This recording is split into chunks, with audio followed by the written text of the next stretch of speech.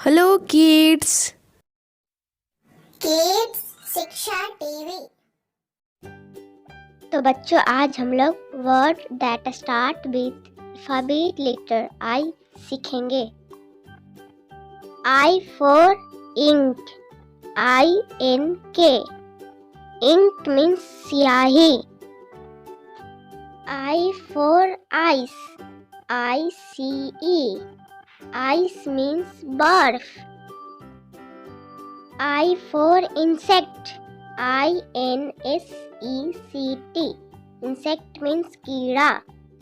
I for igloo, IGLOO। Igloo means igloo।